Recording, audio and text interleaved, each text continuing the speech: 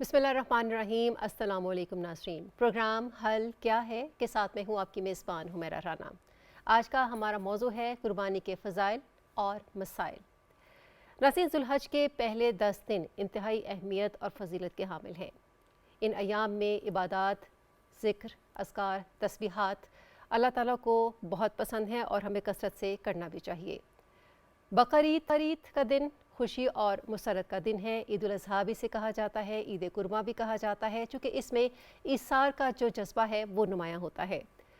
हज़रत इब्राहीम अलैहिस्सलाम ने अल्लाह ताला के हुक्म की तामील करते हुए जब हज़रत इस्माईल अलैहिस्सलाम को लिटाया तो वहाँ पर अल्लाह ताला ने दुम्बे को रिप्लेस कर दिया। अपनी नीयत में दोनों सच्चे थे और अल्लाह ताला तक तो नीयत ही पहुँचती है। ये वाक़या कुर्बानी की इब्तिदा है और इसके बाद अल्लाह ताला की रज़ा के लिए कुर्बानी करना इबादत में शुमार हो गया। हर साहिब हैसियत पर कुर्बानी वाजिब है। इसी मौजू पर बात करने के लिए आज हमने स्टूडियो में मधु हमारे इंतहाई मुअज़्ज़ज़ मेहमान हैं। मौलाना सैयद रियासत हुसैन शाह मजहबी स्कॉलर हैं। उनके साथ तशरीफ़ फरमा हैं मुफ्ती मुसर्रत इकबाल अब्बासी मजहबी स्कॉलर हैं। उनके साथ हैं ज़ैन इरफान अवान साहब मजहबी स्कॉलर हैं। अस्सलाम वालेकुम and welcome to the show. मौलाना साहब, चूँकि हमारा आज का टॉपिक कुर्बानी के हवाले से है कि उसकी फ़जीलत, उसकी अहमियत के बारे में आगाह कीजिएगा। फ़लसफ़ा कुर्बानी है क्या? अल्हम्दुलिल्लाह रब्बिल आलमीन वस्सलातु वस्सलामु अला अशरफिल अंबिया वल मुरसलीन अम्मा बाद।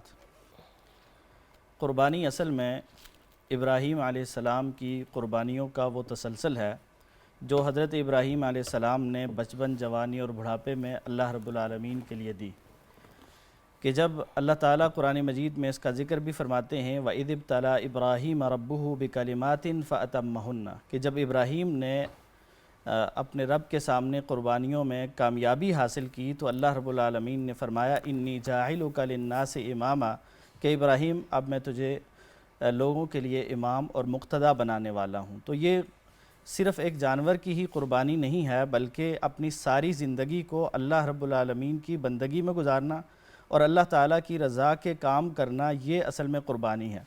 और कुरान मजीद में अल्लाह ताला कुर्बानी का हुक्म देते हुए भी फरमाते हैं फ़सल्लि लिरब्बिका वन्हर, कि अपने रब के लिए कुर्बानी कीजिए, नमाज कायम कीजिए। और फिर नबी करीम सल्लल्लाहु अलैहि वसल्लम को इस बात का हुक्म दिया कुल इन्ना सलाती व नुसुकी व महयाय व ममाती लिल्लाहि रब्बिल आलमीन, कि आप कह दीजिए कि बेशक मेरी नमाज, मेरी कुर्बानी, मेरी ज़िंदगी और मौत अल्लाह रब्बुल आलमीन के लिए है।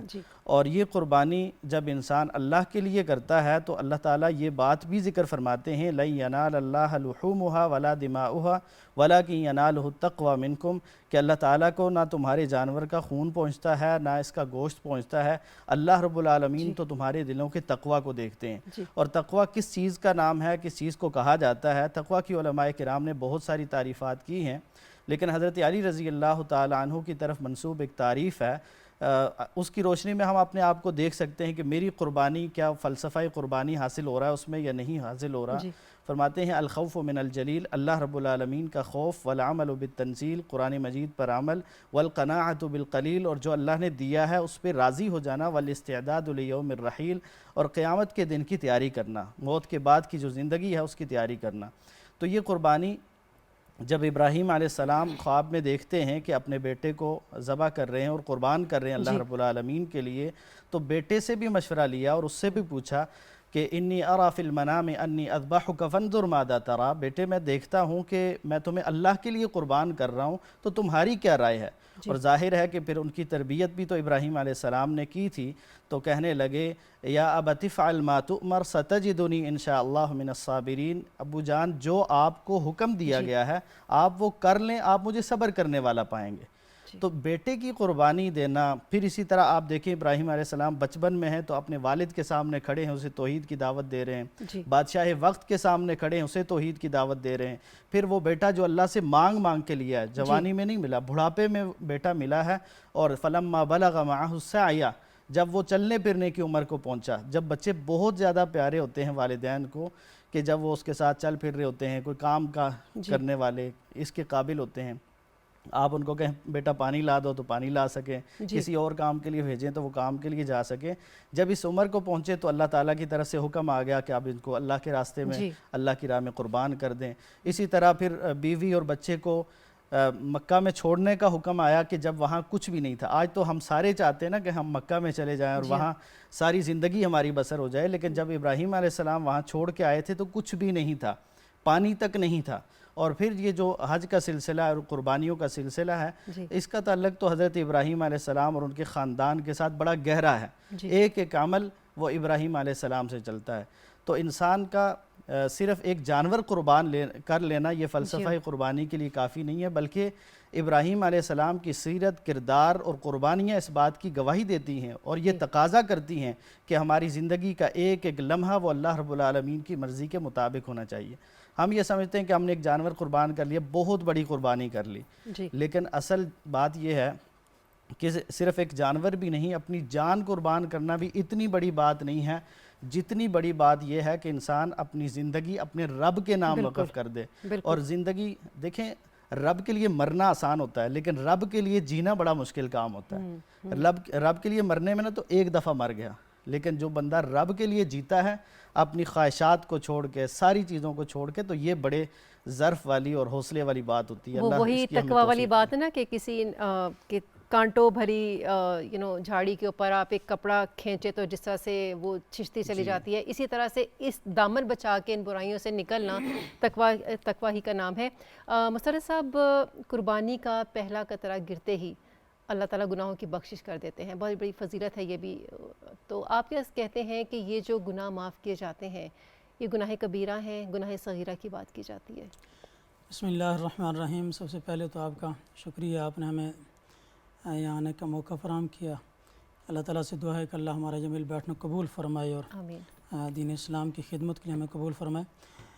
قربانی جناب رسول اللہ صلی اللہ علیہ وسلم کے سامنے صحابہ اکرام تشریف فرما ہیں، اور صحابہ اکرام نے اللہ کے رسول صلی اللہ علیہ وسلم سے پوچھا، یا رسول اللہ مال اضاحی، یہ قربانی کیا ہے؟ تو اللہ کے رسول صلی اللہ علیہ وسلم نے ارشاد فرمایا کہ قربانی کا جانور کا ایک ایک بال قیامت کے دن آپ کے لیے ایک ایک نیکی لے کر آئے گا۔ اور پھر فرمایا کہ حضور علیہ السلام نے کہ یہ جو قربانی ہے، یہ قربانی صرف جانور کا ذبح کرنا ہی نہیں ہے، بلکہ اس کا خون کا قطرہ گرے گا، آپ کے گناہ بھی معاف ہو جائیں گے، اور ساتھ یہ فرمایا کہ قیامت کے دن جب یہ جانور آئے گا تو یہ اپنے کھروں سمیت، اپنے سموں سمیت، اپنے سینگوں سمیت، اپنے بالوں سمیت یہ اس کو میزان عمل میں تولا جائے گا۔ اور آقا نے فرمایا کہ اس کے ایک بال کے بدلے میں آپ کو ایک نیکی ملے گی۔ اب یہاں جو بال کا مسئلہ ہے، علماء نے ایک بات لکھی ہے کہ کسی جانور کے اوپر جو بال ہوتے ہیں وہ تو آپ گن کر شمار نہیں کر سکتے۔ ایک بکری دیکھیں تو بکری کے اوپر آپ بال ہوں تو گن کر شمار نہیں کر سکتے۔ تو صحابہ کرام نے جب ایک بال کا سنا کہ ہر بال کے بدلے میں ایک نیکی ہے، تو انہوں نے عرض کیا، اللہ کے رسول یہ جو اون ہے بھیڑ کے اوپر ہے تو بہت زیادہ ہوتی ہے، تو اس کے بارے میں کیا؟ تو حضور نے فرمایا اس کے بدلے میں بھی ایک نیکی ملے گی۔ اب یہ اشارہ اس بات کی طرف ہے کہ حضور صلی اللہ علیہ وسلم نے بہت زیادہ اضافہ بتایا، کثرت بتائی۔ جس طرح آپ ان بالوں کو گن کر شمار نہیں کر سکتے، اسی طرح جانور کو جب اللہ کے راستے میں، اللہ کی رضا کے، حضرت نے فرمایا کہ رضا اللہ کے مقصود ہو، دنیا کو دکھلانا مقصود نہ ہو، تو پھر اس نیکی کو بھی کوئی پہنچ نہیں سکتا۔ اور یہی وجہ ہے کہ جب یہ عمل بندہ کرتا ہے تو انسان کے صغیرہ گناہ تو سارے معاف ہو جاتے ہیں، اور پھر وہ گناہ جو اللہ تعالیٰ کے ساتھ شرک کے بغیر باقی سارے گناہ جس کا تعلق بندے اور اللہ کے ساتھ، لیکن وہ گناہ جس کا تعلق بندے کے ساتھ وہ معاف نہیں ہوں گے۔ اس لیے کہ اگر ایک آدمی کہ آپ نے زمین غصب کی ہوئی ہے اور آپ کہیں میں جی بس 10 جانور ذبح کر لوں گا میرے گناہ معاف ہو جائیں گے، ایک آدمی کہ آپ نے اس پر ظلم کیا، اس کے کسی بھائی کو گرفتار کر کے رکھا ہوا ہے، آپ نے اس کے اوپر کو اور ظلم کیا اور آپ کہیں کہ میرے وہ سارے معاف ہو جائیں گے، تو یہ معاف نہیں ہوگا۔ وہ جو حقوق العباد ہیں اس کے لیے آپ کو بندوں سے معافی مانگنی پڑے گی۔ جہاں تک مسئلہ حقوق اللہ کا ہے تو حقوق اللہ کے جو گناہ ہیں وہ اس قربانی سے معاف ہو جائیں گے۔ اور یہ قربانی اصل میں جس طرح حضرت نے فرمایا کہ قربانی صرف جانور کا ذبح کرنا ہی نہیں ہے۔ اب جانور کو بھی جب ہم ذبح کرتے ہیں تو ہم دیکھتے ہیں کہ ہم اچھا جانور لیں، اس لیے کہ اللہ کے رسول صلی اللہ علیہ وسلم کی بھی یہ سنت ہے، اور حضرت ابراہیم علیہ السلام کی سنت تو یہ ہے کہ ان کو وہ بیٹا جو مانگ کر ملا تھا، اور بڑھاپے میں اگر کسی کو اولاد ہو جائے، ہمیں تو اللہ نے چلو جوانی میں اولاد دی، جس کو بڑھاپے میں اولاد ملے تو میرے خیال میں سنا ہے کہ بوڑھے والدین کو اپنے بچوں سے بہت پیار ہوتا ہے۔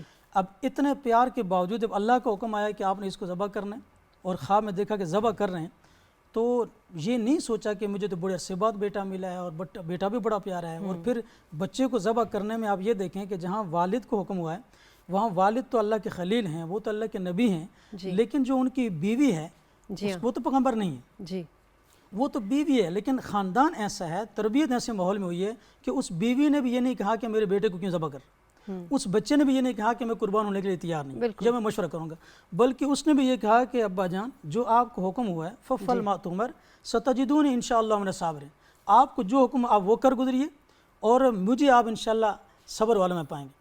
اور اس قربانی کے عمل کو، چونکہ اس کی وجہ سے انسان کے گناہ سارے معاف ہوتے ہیں، اور علماء نے لکھا ہے کہ یہاں حضرت ابراہیم نے ذبح تو مینڈا کیا تھا، اور عجیب منظر یہ تھا کہ جب حضرت ابراہیم چھری چلا رہے ہیں اور بیٹے نے کہا کہ ابا جان مجھے ذرا اوندا کر کے لٹائیے، اور قرآن کریم نے اس کا ایک ایک چیز کا تذکرہ کیا، اور جب کیا اور چھری چلی نہیں اور دیکھا کہ سامنے جبریل کھڑے ہیں اور جبریل نے مینڈا لا کر رکھ دیا، اور یہاں بھی ایک جملہ علماء نے لکھا ہے کہ جب چھری انہوں نے بیٹے کے گردن پر رکھی تو حضرت جبریل کی زبان سے نکلا اللہ اکبر اللہ اکبر، تو جب یہ جملہ حضرت ابراہیم نے سنا تو انہوں نے فوراً کہا اللہ اکبر لا الہ الا اللہ اللہ اکبر، اور جب یہ جملہ حضرت اسماعیل نے سنا کہ سامنے جبریل بھی کھڑے ہیں، حضرت خلیل بھی ہیں، اور دونوں اللہ کی حمد و ثنا بیان کر رہے ہیں، تو حضرت اسماعیل علیہ السلام نے کہا اللہ اکبر وللہ الحمد۔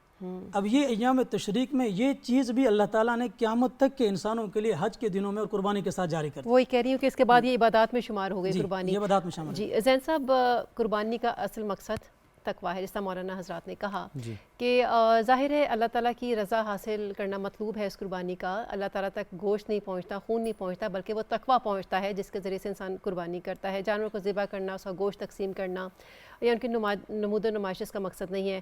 کیا دور حاضر میں آپ سمجھتے ہیں کہ ہم نے جو قربانی کا فلسفہ تھا، جو مقصد تھا، وہ ہم نے فراموش کر دیا ہے؟ کیا ہم اپنی قربانی ضائع کر رہے ہیں ظاہری طور پر اگر دیکھا جائے تو؟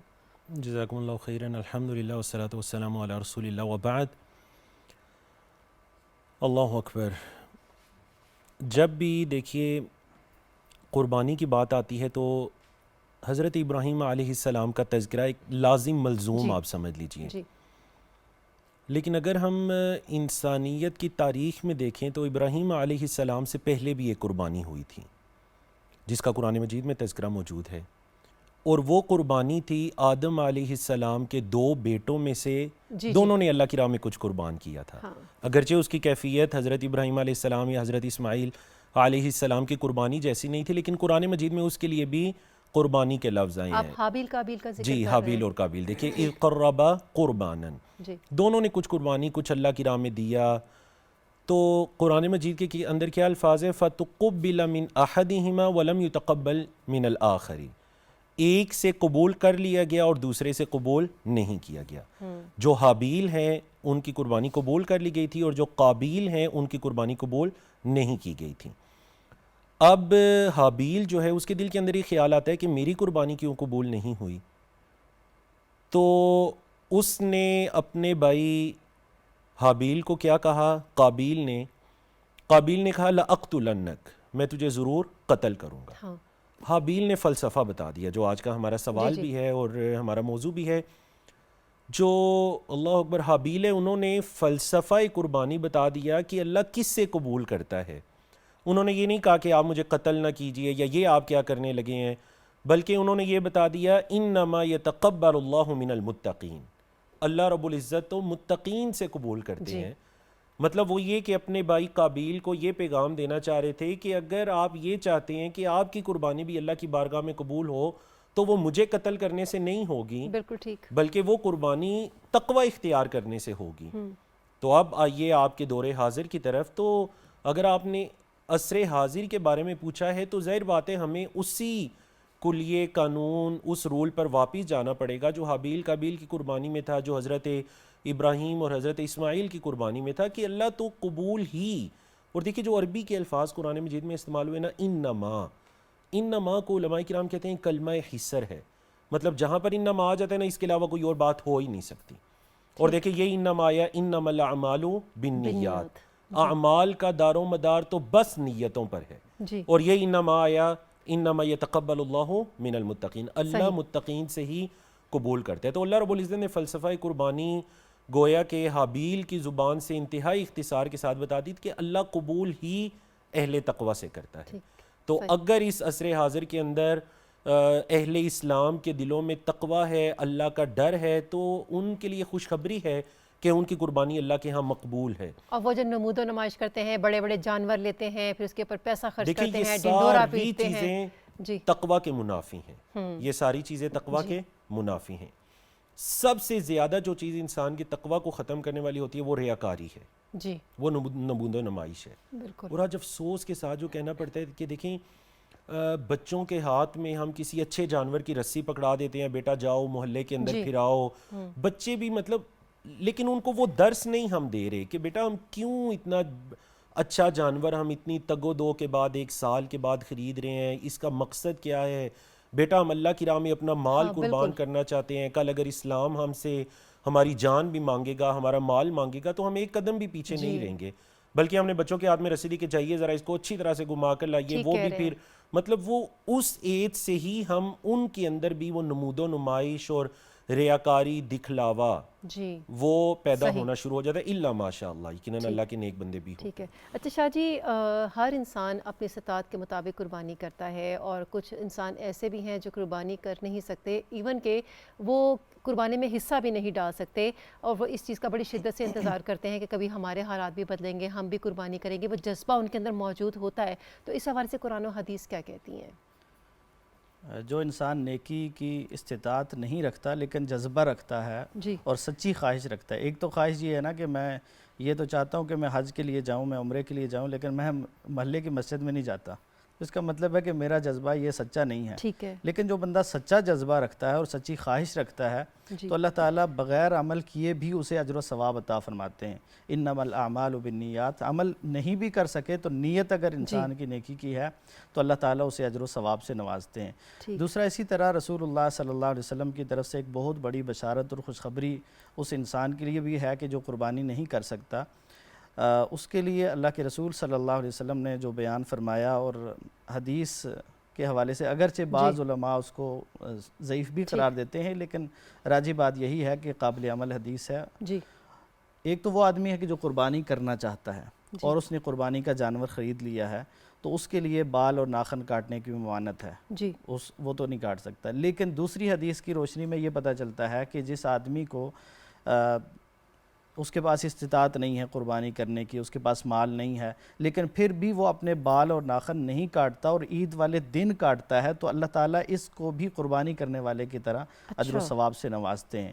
تو جو بندہ سچی خواہش رکھتا ہے, جذبہ رکھتا ہے ایثار کا, تو اللہ تعالیٰ ضرور اسے اس کے عمل کے بغیر بھی اس کے نیت, اس کے حسن اخلاق کی بنیاد پر اور حسن اخلاص کی بنیاد پر اللہ تعالیٰ اسے نواز دیتے ہیں. ایک آدمی وہ ہے جس نے بہت مہنگی قربانی کر لی لیکن اس نے ریاکاری کی نظر کر دی اس کو, اور وہ کچھ بھی اس کو فائدہ نہیں ہوا. دوسرا وہ ہے جس نے کچھ بھی قربان نہیں کیا لیکن ایک اچھا جذبہ رکھ کے, اخلاص رکھ کے, اللہ کے ساتھ ایک خالص تعلق رکھ کے, اللہ سے مانگ کر اس نے اللہ تعالیٰ سے وہ اجر و ثواب حاصل کر لیا جو قربانی کرنے والے کو بھی کبھی حاصل نہیں ہو سکا. تو یہ اللہ تعالیٰ اصل میں دیکھتے ہیں. رسول اللہ صلی اللہ علیہ وسلم نے فرمایا لا ينظر اللہ الی صورکم ولا الی اموالکم, اللہ تعالیٰ تمہاری شکل و صورت کو, تمہارے مال کو نہیں دیکھتے, ولکن ينظر الی قلوبکم واعمالکم, اللہ تعالیٰ تو تمہارے دلوں کا اخلاص دیکھتے ہیں, تمہارے اعمال دیکھتے ہیں کہ تمہارے دلوں میں تقوی کتنا ہے, اخلاص کتنا ہے, اور تمہارے عمل میں سنت کی پیروی اور اطاعت اور اتباع کا جذبہ کتنا ہے.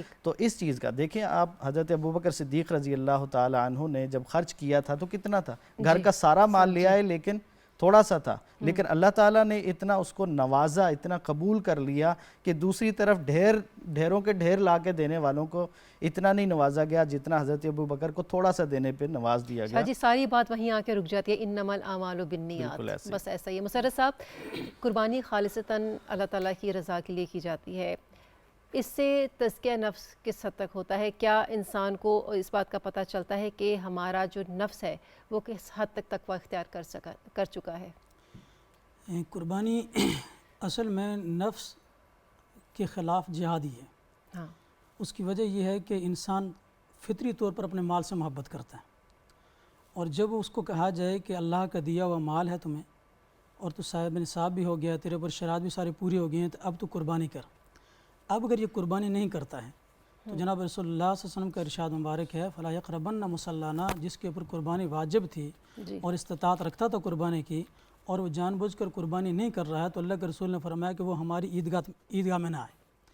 اب یہ وحید ہے۔ بالکل وجہ یہ ہے کہ اللہ نے تمہیں دیا ہے، اور دینے کے بعد یہ جب تو ذبح قربانی کو ذبح کرے گا، جانور کو ذبح کرے گا، تو حقیقت میں یہ جانور ذبح نہیں ہو رہا، بلکہ ہمارے نفس کی خواہشات جو ہیں وہ ذبح ہو رہی ہیں۔ ٹھیک۔ اور اس جانور کو ذبح کرنا بھی اللہ کو راضی کرنے کے لیے، اور میں اس جانور کو ذبح کر کے اللہ کی خوشنودی حاصل کر رہا ہوں، چونکہ میں اپنی تمام زندگی اللہ کے رضا کے لیے صرف کروں گا۔ حضرت ابراہیم علیہ السلام کی جو زندگی ہے، اول تا آخر آپ دیکھیں کہ پوری زندگی میں کتنے آزمائش آئیں، کتنے امتحانات آئے، اور کسی ایک جگہ بھی یہ نہیں کہا کہ میں یہ کیوں کروں، بلکہ کام کیا تھا کہ جب کہا کہ بیوی کو یہاں چھوڑ دو، بچے کو چھوڑ دو، تو ایک جملہ بھی نہیں کہا چھوڑ کے چلے گئے۔ جب کہا کہ آپ جاؤ ان کو پتہ کر کے آئے، پتہ کر کے فوراً واپس چلے گئے۔ جب کہا کہ اچھا بھائی اب بیت اللہ کی تعمیر کرو، تو تعمیر کرنا شروع کر دیا۔ جب کہا کہ بیٹے کو ذبح کرو، تو ذبح کرنا شروع کر دیا۔ جب کہا کہ بھائی آپ یہاں سے نکل جاؤ، کوئی ایک عمل ایسا نہیں ہے کہ جو اپنے نفس کے خلاف نہ ہو۔ تو انسان چونکہ فطرتی طور پر جو قربانی کا فلسفہ ہے وہ یہ ہے کہ انسان اپنے نفس کو مارے، اور یہ جب قربانی کرتا ہے تو حضور صلی اللہ علیہ وسلم نے حضرت فاطمہ رضی اللہ تعالیٰ عنہ کو فرمایا کہ فاطمہ جب قربانی ہو تو اپنے جانور کے قریب کھڑے ہو جائے۔ ہاں جی، ابھی قریب کھڑے ہونے کا معنی کیا ہے؟ حضرت علی رضی اللہ عنہ کو بھی فرمایا کہ جب جانور ذبح ہو رہا ہو تو اپنے قریب کھڑا ہو جائے۔ وجہ یہ ہے کہ قریب کھڑے ہونے کے جب ادھر جانور ذبح ہوگا، ادھر اللہ کی رحمت متوجہ ہے، جہاں اس کی روح نکلے گی، اس کے اندر سے خون نکلے گا، گناہ معاف ہوں گے، وہاں آپ کے دل میں بھی یہ جذبہ پیدا ہو کہ میرے اللہ جیسے میں نے جانور کو آپ کے راستے میں قربان کیا ہے، اسی طرح میں اپنی ذات کو بھی آپ کے لیے قربان کروں۔ لیکن مفتی صاحب یہ مجھے بتائیں کہ قربانی آپ کر رہے ہیں، ذبح آپ کر رہے ہیں، کچھ لوگ چھوٹے دل کے ہوتے ہیں، وہ خون نہیں دیکھ سکتے، وہاں کھڑے نہیں ہو سکتے، لیکن جذبہ تو ان کا قربانی کا ہے، وہ اللہ کی رضا کے لیے ہی کر رہے ہیں، تو اس حوالے سے کیا آپ یہ کہتے چونکہ ہیں؟ وہاں کھڑا ہونے کو فرض یا واجب نہیں ہے، اچھا، یہ استحبابی عمل ہے ٹھیک ہے، کہ آپ وہاں کھڑے ہو جائیں، قریب کھڑے ہو جائیں، اور اس وقت اللہ کی رحمت متوجہ ہے، ٹھیک، اور وہاں قریب کھڑے ہو جائیں اور اپنے ہاتھ سے اگر ذبح کریں، زیادہ حکم ہے اپنے ہاتھ سے ذبح کرو۔ خود جناب رسول اللہ صلی اللہ علیہ وسلم نے 100 اونٹ کی قربانی کی، اور 63 اونٹ اللہ کے رسول صلی اللہ علیہ وسلم نے اپنے ہاتھوں سے ذبح کی۔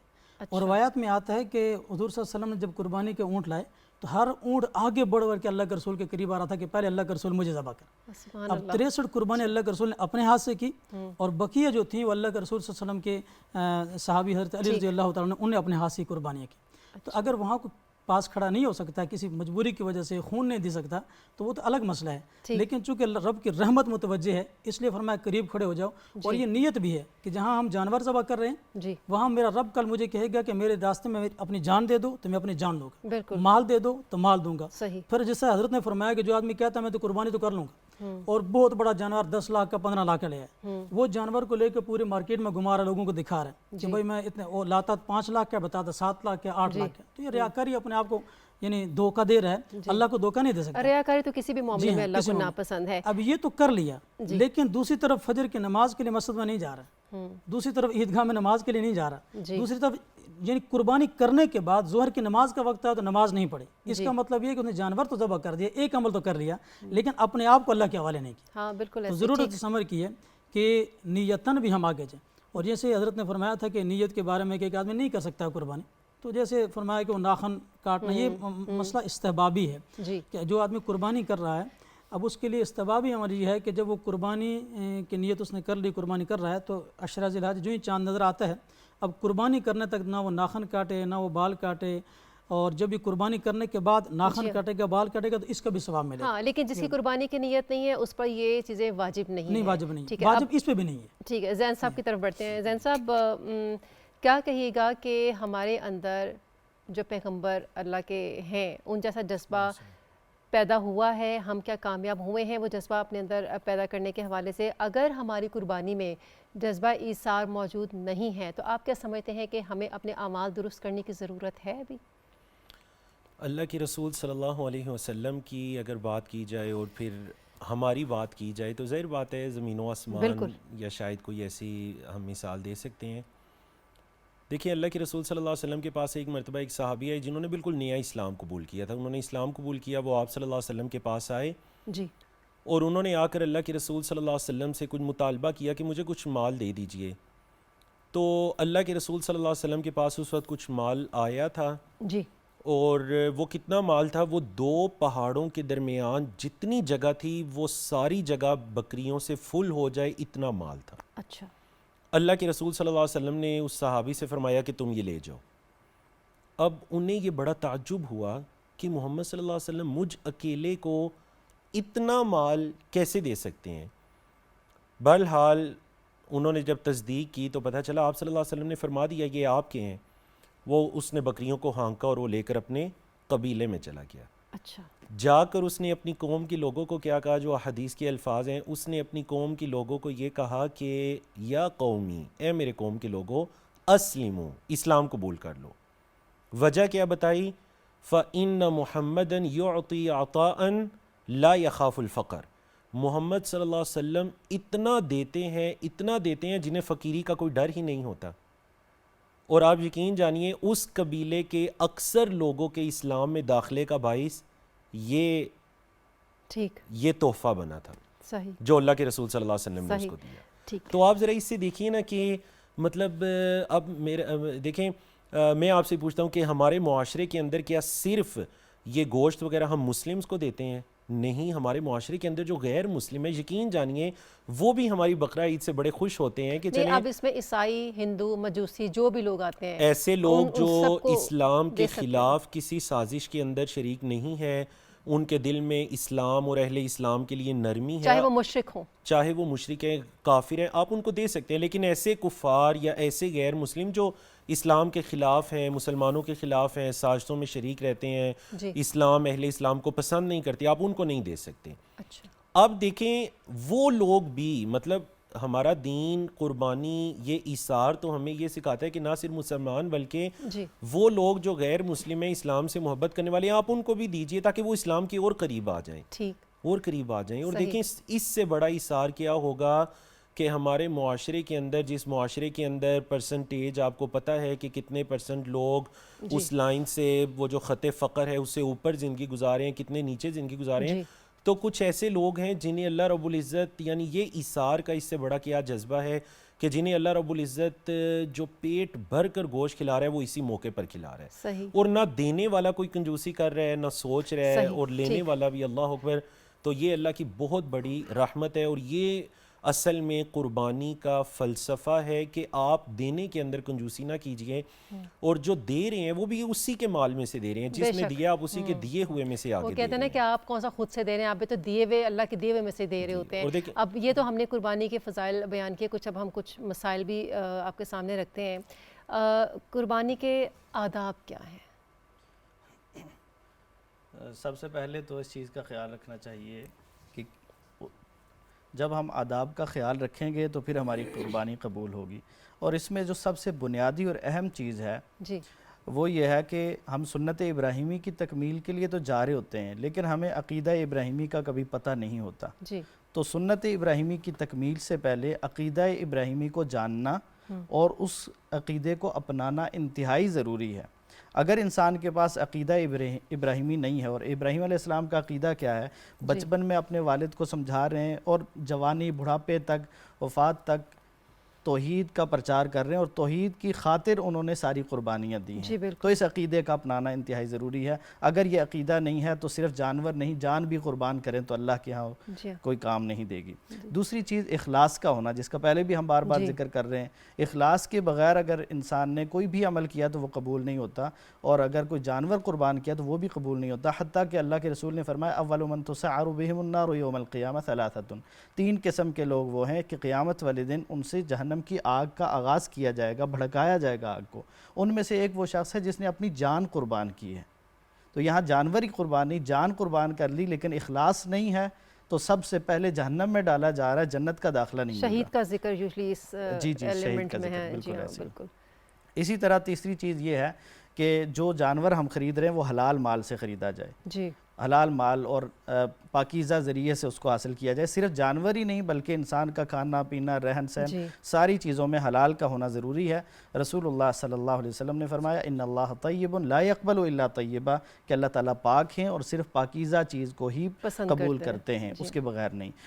3 چیزیں ہو گئی. چوتھی چیز کہ وہ جانور قربان کیا جائے جو قربانی دیا جا سکتا ہے. ویسے تو کوئی بھی نیک عمل اللہ کے لیے قربانی ہے, لیکن جو خاص قربانی ہے عید قربان کی, اس کے لیے جانور بھی متعین ہیں اور وہ 4 قسم کے جانور ہیں. اونٹ ہے, گائے ہے, بکری ہے یا دمبا چھترا وغیرہ, یہ ساری چیزیں ہیں.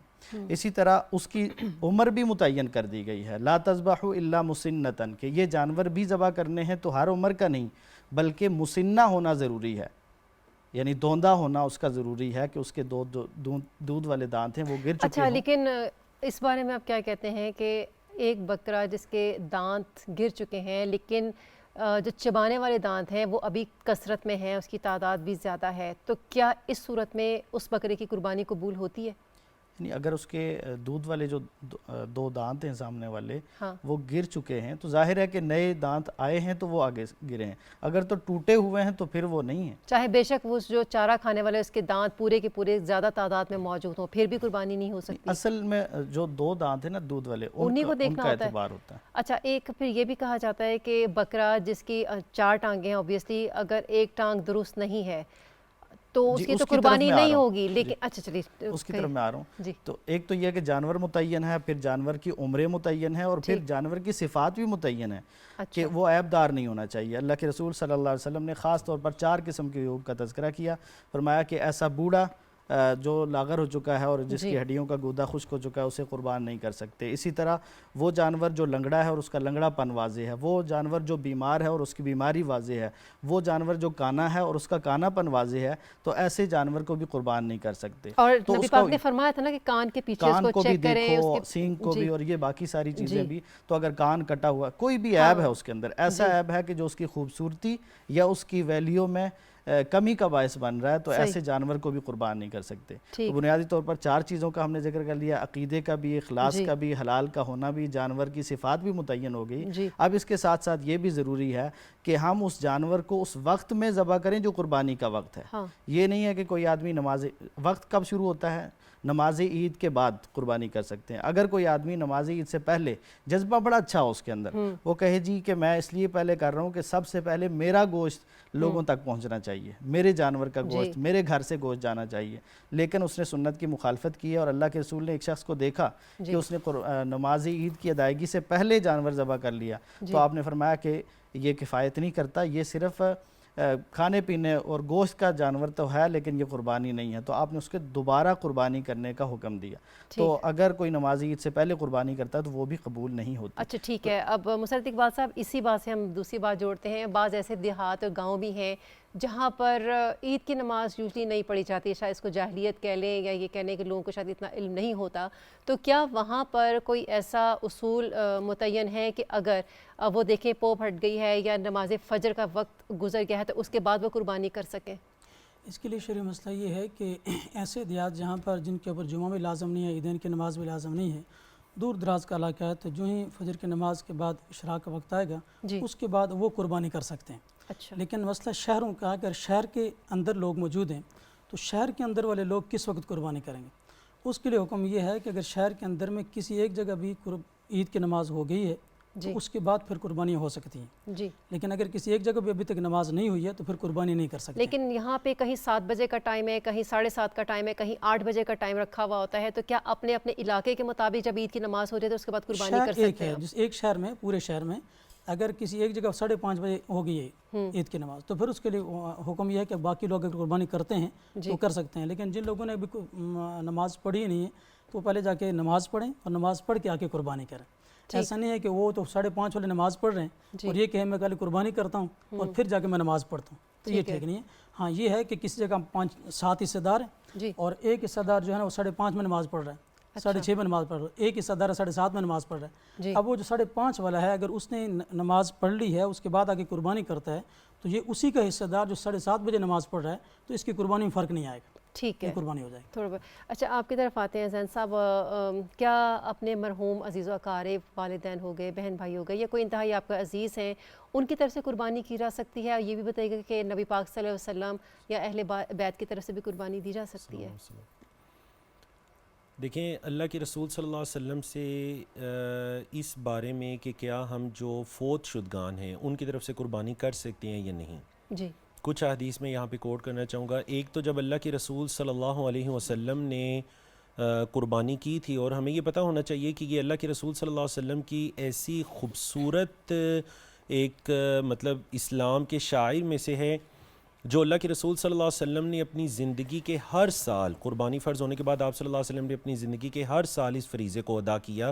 جی اور اللہ کے رسول صلی اللہ علیہ وسلم جو الفاظ پڑھا کرتے تھے قربانی کرتے ہوئے، ایک تو یہ سنت کہ آپ صلی اللہ علیہ وسلم اپنے ہاتھ سے اپنے جانور کو ذبح کیا کرتے، جیسا کہ ہم نے سنا بھی۔ تو اللہ کے رسول صلی اللہ علیہ وسلم کیا فرمایا کرتے تھے کہ اے اللہ یہ میری طرف سے اور میرے گھر والوں کی طرف سے، جی میری طرف سے اور میرے گھر والوں کی طرف سے۔ جی آپ دیکھیے اللہ کے رسول صلی اللہ علیہ وسلم کے گھر والوں کے اندر یقیناً آپ صلی اللہ علیہ وسلم کی ازواج کے اندر حضرت خدیجہ رضی اللہ تعالیٰ عنہ بھی آ جاتی ہیں، جو کہ فوت ہو چکی تھیں مکہ کے اندر ہی ہجرت سے پہلے۔ آپ صلی اللہ علیہ وسلم کے اہل و عیال کے اندر یقیناً آپ صلی اللہ علیہ وسلم کے چچا حضرت حمزہ بھی آ جاتے ہیں، جو غزوہ احد کے موقع پر شہید ہو چکے تھے۔ تو مطلب آپ صلی اللہ علیہ وسلم کا یہ فرما دینا کہ اللہ یہ قربانی میری طرف سے اور میرے گھر والوں کی طرف سے، تو وہ ایک قربانی تمام لوگوں کی طرف سے کفایت کر جاتی ہے۔ پھر جہاں تک یہ مسئلہ ہے کہ میں ایک قربانی الگ سے لوں جو میرے والد فوت ہو چکے ہیں ان کی طرف سے، ایک قربانی میں الگ سے لوں جو میری والدہ فوت ہو چکی ہیں ان کی طرف سے، ایک قربانی الگ سے لوں فلاں فوت شدہ کی طرف سے، تو اللہ کے رسول صلی اللہ علیہ وسلم سے ہمیں کوئی ایسی دلیل نہیں ملتی۔ دیکھیں آپ صلی اللہ علیہ وسلم کی حضرت خدیجہ سے کیا ایسی محبت بعد والی زوجات میں سے کسی سے ہو سکی؟ کتنی شدید محبت تھی، اتنی محبت تھی کہ اللہ کے رسول صلی اللہ علیہ وسلم جب کوئی جانور ذبح کیا کرتے یا کوئی بھی چیز گھر میں پکا کرتی تو حضرت خدیجہ کی سہیلیوں کے پاس ان کا حصہ جایا کرتا تھا۔ لیکن اس کے باوجود یہ ثابت نہیں کہ اللہ کے رسول صلی اللہ علیہ وسلم نے کبھی حضرت خدیجہ کی طرف سے الگ سے کوئی مستقل جانور ذبح کیا ہو۔ اچھا چونکہ ہمارے پاس ٹائم بھی کم ہے، کچھ ایسے سوال ہیں جو کرنا بہت ضروری ہے، مختصر ہم اس کو ٹچ کرتے ہوئے چلتے ہیں۔ بہت سے لوگ یہ سمجھتے ہیں شاہ جی کہ جس پر زکوٰۃ فرض نہیں اس پر قربانی بھی واجب نہیں ہے، کیا یہ درست ہے؟ نبی کریم صلی اللہ علیہ وسلم سے قربانی کے نصاب کے حوالے سے کوئی چیز متعین ثابت نہیں ہے۔ علماء کرام نے مختلف اس کی تحدیدات بیان کی ہیں۔ بعض نے کہا ہے کہ اگر کوئی نصاب، جیسے فقہ حنفی ہمارے ہاں رائج ہے اور اس میں یہی ہے کہ جو نصاب کا مالک ہے تو اس کے اوپر قربانی واجب ہے، اور جو نصاب تک نہیں پہنچ رہا تو اس کی اوپر قربانی واجب نہیں ہے، بلکہ قربانی کے وجوب میں ہی خود اختلاف ہے کہ قربانی واجب ہے یا سنت موقدہ ہے۔ جمہور علماء کی رائے یہ ہے کہ قربانی سنت موقدہ ہے، اگرچہ علماء احناف کی رائے یہ ہے کہ قربانی واجب ہے، اور واجب بھی ظاہر ہے کہ ان کا فرض اور واجب میں بھی فرق ہوتا ہے، اور پھر اسی وجہ سے نصاب مقرر کیا گیا۔ اچھا مسرت صاحب، گائے بیل میں لوگ حصہ ڈالتے ہیں، 7 حصے ہوتے ہیں اس جانور کے، اگر 5 حصے ہیں تو ظاہر ہے 5 لوگوں میں گوشت تقسیم ہوگا، 6 ہیں تو 6 لوگوں میں تقسیم ہوگا، 7 تک کا تو پتہ ہے، لیکن اگر کوئی اس کو 8 حصوں میں تقسیم کرے اور 8 حصے کے شراکت دار آ جائیں تو کیا وہ قربانی درست ہے؟ حضرت عبداللہ ابن عباس رضی اللہ عنہ فرماتے ہیں کہ ہم نے اللہ کے رسول صلی اللہ علیہ وسلم سے پوچھا کہ بڑے جانور ہم کتنے لوگ شریک ہو سکتے ہیں؟ تو اللہ کے رسول صلی اللہ علیہ وسلم نے فرمایا 7۔ اچھا، تو 7 سے اوپر اگر شریک ہوں گے تو گویا کہ پھر ایک حصہ ایسا ہوگا جو کسی کا پتہ نہیں چلے گا، یعنی وہ 8واں بندہ ان میں سے ہر ایک کے حصے میں شامل ہو جائے گا۔ تو قربانی کا اصول یہ ہے کہ ہر آدمی کا حصہ پورا ہونا چاہیے، لہذا جو اگر 8 آدمی مل کر ایک بڑا جانور ذبح کرتے ہیں تو کسی کی بھی قربانی نہیں ہوگی۔ جی ایک مسئلہ۔ جی دوسرا میں ایک درخواست کروں کہ حضرت نے فرمایا جیسے حضور صلی اللہ علیہ وسلم کے لیے قربانی کرنا یا اس میں، تو آپ قربانی کوئی بھی شخص اپنی طرف سے کرے گا حصہ پورا، لیکن اس کا ثواب جو ہے نا وہ ساری امت میں بانٹ سکتا ہے۔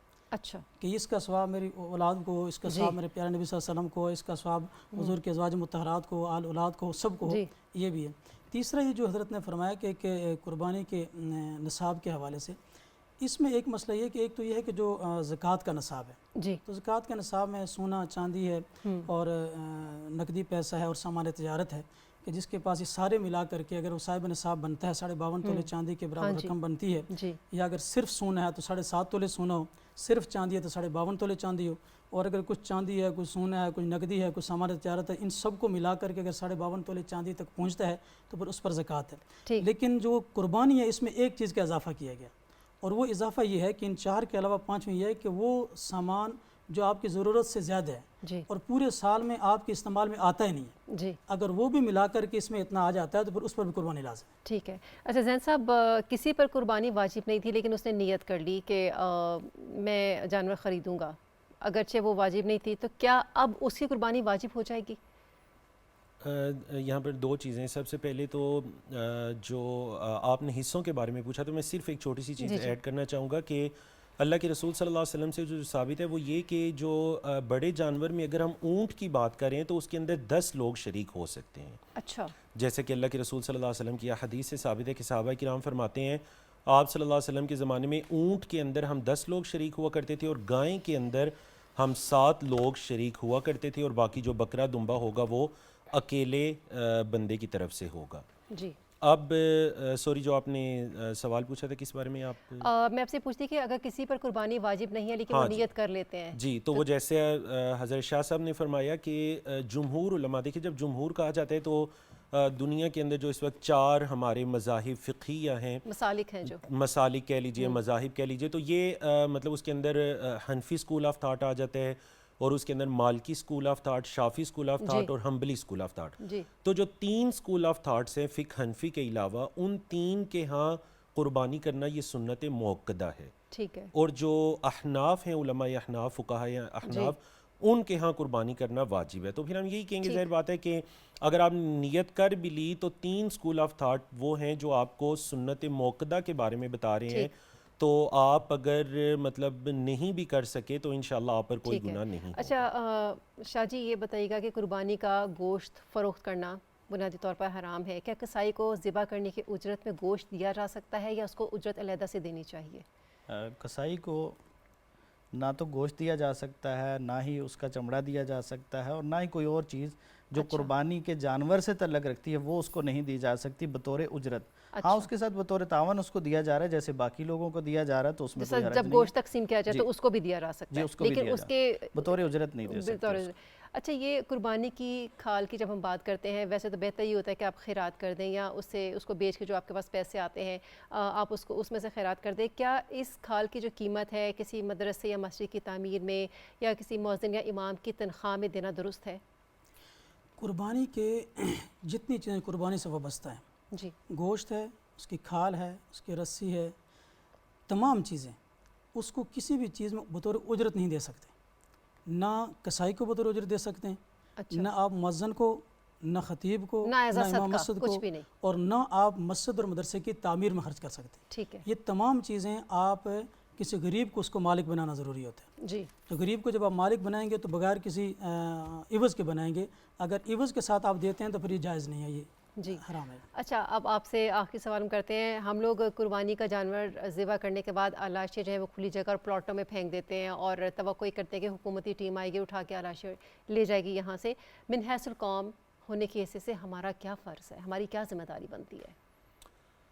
دیکھیے، قربانی کے بارے میں تو بھی ہم نے سنا کہ قربانی واجب ہے یا سنت موقدہ ہے، امت کے فقہا کی دونوں طرح کی آراء موجود ہیں، لیکن طہارت یہ واجب ہے، یہ ضروری ہے۔ ٹھیک، کیوں ضروری ہے؟ کیونکہ نبی کریم صلی اللہ علیہ وسلم نے اس کو نصف الایمان قرار دے دیا۔ جی بالکل، الطہور شطر الایمان۔ تو بتائیے اس مومن، اس مسلمان کے ایمان کا کیا فائدہ کہ جو اپنے نصف ایمان کو چھوڑ رہے ایک سنت موقدہ یا ایک واجب کے پیچھے۔ بالکل ٹھیک۔ تو مطلب آپ اس سنت پر عمل کر رہے ہیں اور اس طرف سے آپ کا اور ہمسایہ جو آپ کی تکلیف سے محفوظ رہے، یہ مطلب ہمسائے کو تکلیف پہنچانا یہ کبیرہ گناہ کہلاتا ہے۔ بالکل، ایک انسان جو ہے وہ ایک طرف سے ایک سنت موقدہ کی ادائیگی کر رہا ہے یا ایک فریضے کی ادائیگی کر رہا ہے اور دوسری طرف سے اپنے ہمسائے کو تکلیف دے رہا ہے، مطلب وہ ایک حرام کام کے اندر واقع ہو رہا ہے۔ تو یقیناً یہ چیز صفائی کا خیال نہ رکھنا، ہمسائے کو تنگ کرنا، عام کسی راستے کے اندر جو لوگوں کی گزرگاہ ہے اس جگہ اس کو پھینک دینا، یہ چیزیں قربانی کے فلسفے کے ہی خلاف ہے.